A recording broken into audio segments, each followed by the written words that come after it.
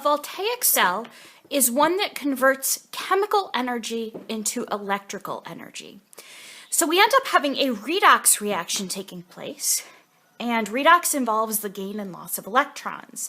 But if we can separate the oxidation and reduction into two separate locations and force the electrons to flow through a wire, then we can generate an electric current. And this is essentially how a battery works.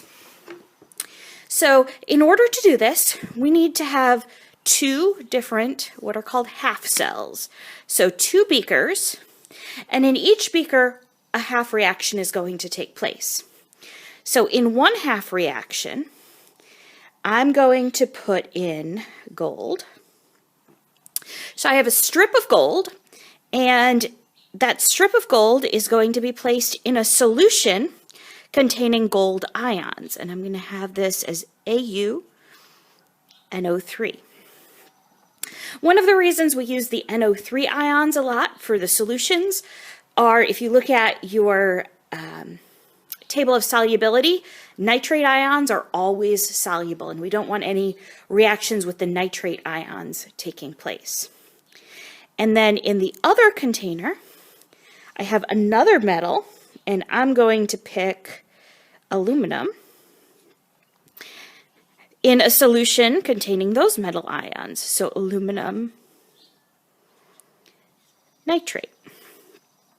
So we can look at the two solutions, AuNO3. We know that the NO3 polyatomic ion has a charge of -1.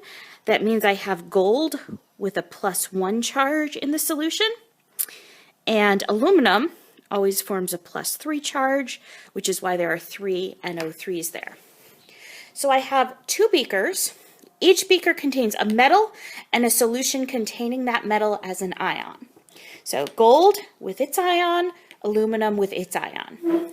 Now, in order for the reaction to take place, the beakers have to be connected. And they're actually going to be connected in two ways. There's going to be a wire with either a light bulb, or quite often we just write that as a voltmeter. That's measuring the electric current that's going through it. Or technically it's measuring the voltage, but that indicates that a current is flowing through it. That could be a light bulb or your iPod or whatever it is that you're trying to run, as long as there's a high enough being produced from the reaction. The electrons are going to flow through the wire. But in order to have an electric current, we can't have a non-complete loop. We have to have a complete circuit. So whichever direction the electrons are going, we have to have charge being able to flow in a complete loop, whether this way or this way. That means the beakers need to have another connection between them, and that's going to be a salt bridge. And a salt bridge is a U-shaped tube that is filled with a salt. And remember, a salt can be any ionic compound that's not an acid or a base. Quite often we use NaNO3 in the salt bridge, simply because both sodium and nitrate are always soluble, so they're not really going to mess up the reaction in any way if they end up in either of those beakers. So whatever that salt is made out of doesn't really matter in terms of the equation that's taking place. It just matters that they're non-reactive with the other ions that are in our system. Now, the first thing we need to do is figure out, well, which is going to be oxidized and which is going to be reduced. We have gold and we have aluminum. Now, technically, I could write an oxidation reaction for gold and an oxidation reaction for aluminum, a reduction for gold, a reduction for aluminum. I could write it either way, but only one of those ways is going to spontaneously occur, meaning it happens on its own without me putting energy into the system. And that's what a voltaic cell does. So what we're going to do is look at table J of the reference table, which gives us the activity series. And we can see that gold is way down at the bottom here, and aluminum is way up at the top here. Aluminum is more active than gold. And metals want to form that positive charge. So if something's more active for a metal, that means it's more easily oxidized. So that means whichever one is on the top, in this case aluminum, is going to be oxidized. And whichever is below is going to be reduced. So I know that aluminum is going to undergo an oxidation half reaction. Gold is going to undergo reduction. Now the half cells have different names depending on what type of reaction is taking place. Oxidation occurs at what is called the anode. So the one that's higher on table J is going to be the anode. Oxidation will take place. Reduction occurs at the cathode. So the aluminum side is my anode, the gold side is my cathode, and I know that from looking at table J. All right, well, aluminum is going to be oxidized. So to write the half reaction for that, well, half reactions only deal with one element. So I have aluminum turning into aluminum. Now, what charge does it start with? What charge does it end with? Well, the metal strip is made up of aluminum with a 0 charge. The aluminum ions have aluminum with a +3 charge. So one of those has to be 0, one has to be +3. Oxidation, I know I'm losing electrons, which means the charge is going to go up. So charge going up would be from 0 to +3. So my oxidation half reaction for aluminum would be aluminum 0 forming aluminum +3, and then I would need 3 electrons to balance that out. On the gold side, I know I want it to be reduced. Again, I need to have just that one element, gold.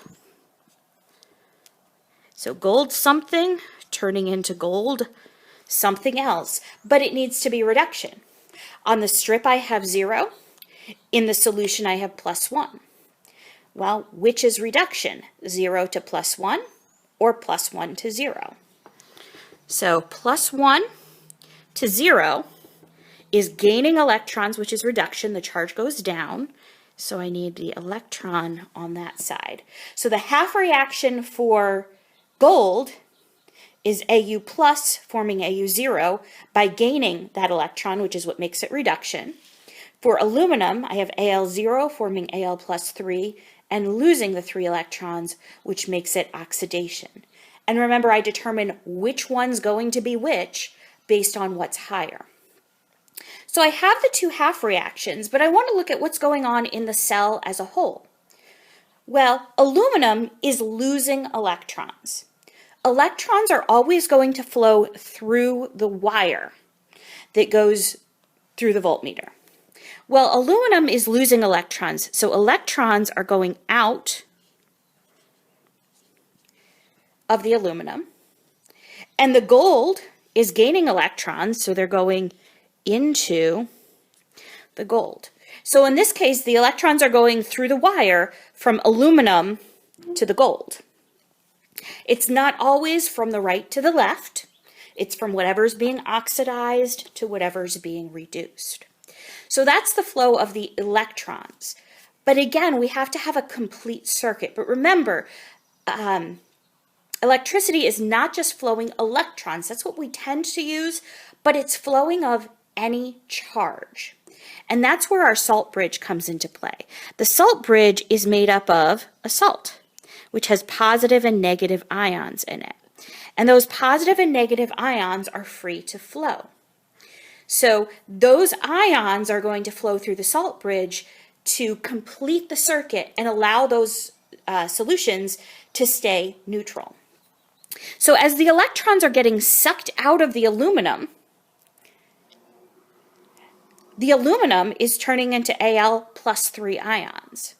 And those ions are falling into the solution, which means I'm increasing the concentration of the Al +3 ion in the solution because I'm making more of them. At the same time, this metal strip is getting worn away because I'm using up those aluminum atoms. So aluminum atoms are turning into aluminum ions, which become part of the solution. That means this solution would become positive overall. Well, positive attracts negative things. So the negative ions from the salt bridge get sucked into the solution to help neutralize those extra aluminum ions that are getting dissolved into that solution. At the same time, over on the gold side, we have the electrons flowing into that gold strip, and gold ions from the solution are gaining that electron and turning into gold atoms, which then attach themselves to the strip. So I'm using up the gold ions. I don't have as many of them as I did before. They're turning into gold atoms, and that strip is growing in size. So since I'm using up positive ions becoming neutral atoms, that means this solution would become negative. Well, the negative in the solution would be attracting that positive ion from the salt bridge. So those positive ions from the salt bridge flow back over in order to keep the solution neutral. So when you're looking at a voltaic cell, look at the elements that are involved in the reaction. Look on table J. The one that's higher on table J is going to be oxidized. The one that's lower is going to be reduced. Then look at the charge of that ion in the solution, which you can tell based on the cation, you can tell the charge of the cation based on the anion, or sometimes it would be given to you. So look at which is the one you're looking for, 0 to that charge or that charge to 0, in order to be the oxidation or the reduction half reactions. Electrons will always flow through the wire, and they'll go from the thing that's being oxidized because it's losing electrons into the thing that's being reduced because that needs to gain electrons. The one that is losing electrons, the atoms are turning into ions, so the concentration of the ions is going to increase, and the size of that metal strip is going to decrease as those atoms are getting used up. Where reduction is taking place, I have ions turning into atoms. So the ions are coming out of the solution and turning into atoms on top of that strip. So that strip is going to increase in size as I'm forming more ions on it, and the concentration of the ion is going to decrease because those are getting used up. Now, if you want to write the entire reaction that's taking place, we can do that simply by adding the half reactions together, but it has to be balanced half reactions. So we have 3 electrons being lost and only 1 being gained. So to balance those half reactions, I would multiply this one by 3.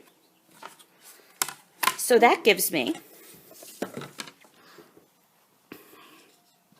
Al0 yields Al plus 3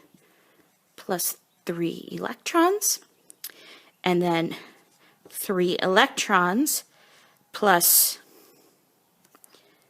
3 gold plus 1s yields 3 gold zeros.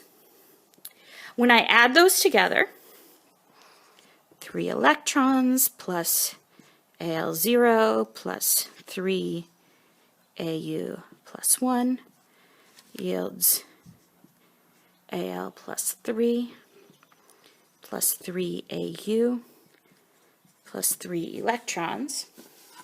Sorry, that whole thing won't quite fit in the screen. But I have 3 electrons on the left and 3 electrons on the right. Well, they cancel out, so I'm just going to erase those. So we have aluminum plus 3 gold ions forming an aluminum ion plus 3 gold atoms.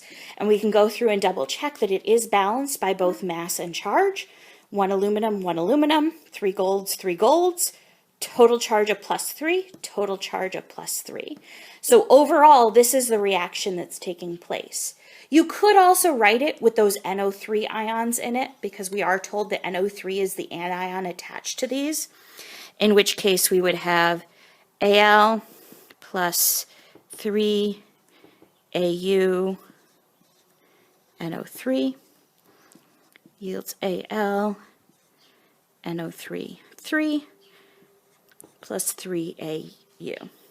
So either of those ways are correct for showing the balanced reaction for the entire reaction that is taking place in this voltaic cell.